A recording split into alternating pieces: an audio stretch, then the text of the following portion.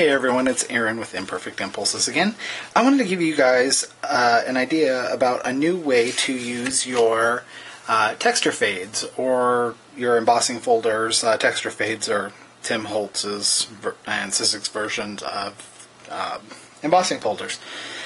So, I art journal a lot, so I don't get a whole heck of a lot of chance to use these because my books are already put together. So I thought, well, maybe I could use these as a stamp. And Julie Fan Balzer used her stencils to create stamps by applying heat to foam and then just applying some pressure to it. So I thought, well, the Tim Holtz texture fades are very deep. Why not try embossing the foam and see if that creates a stamp? So I did. And let me show you what I did. I'm using the Vagabond, and I'm using the Solo platform, one cutting die, a piece of craft foam. I got these at the dollar store, 32 sheets of these, and they fit just about perfectly inside the embossing folders. So I'm using the platform, one cutting die, the texture fade, doesn't matter which direction it goes, and the other cutting plate. Send it through the machine.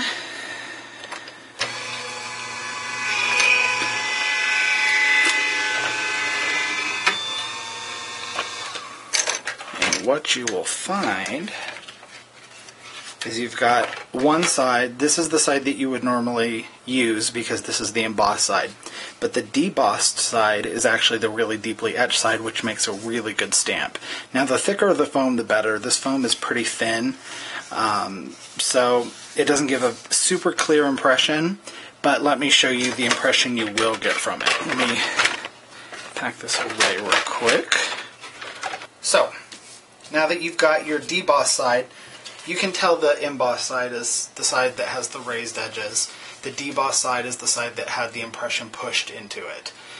And really you could use either side. This side is just a lot less embossed, so it's not going to give as good an impression as this side is.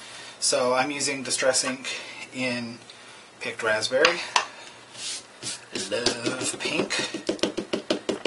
So, and I'm using Distress Ink as opposed to, say, an archival ink or Stays On, because this stays wet a little bit longer since it is water-based. It'll sit on top of that foam. And the nice thing about this being a little bit longer, it gives you somewhere to grab onto. You could either mount this onto an acrylic block with a little bit of ATG or even just a piece of cardboard, but I found it gives a pretty decent impression just by laying it straight down and then just giving it good solid pressure. You don't need to push really hard because that ink is wet and it's just sitting right on top. And try not to pull too much because the foam is slightly elastic, so it will move and give you a wonky impression, which might be okay in your art journal, but so that is the impression you get from using your texture fades as a stamp with dollar store foam. Now, just so you know, I have tried this while heating the foam. I heated the foam first with my Heat It tool, and I didn't like the impression I got as much. I thought it might hold the emboss better, but I think it actually gives it a better stamped image this way than it did with the Heat It tool. This was with chipped sapphire, then I threw a little bit of picked raspberry over the top, so it was kind of a blend of chipped sapphire and picked raspberry. And then this was the separate heated one that I had done. They all look the same, so these are all three of them. They all look identical, but this is the one that was heated. It warped a little bit because of the heat.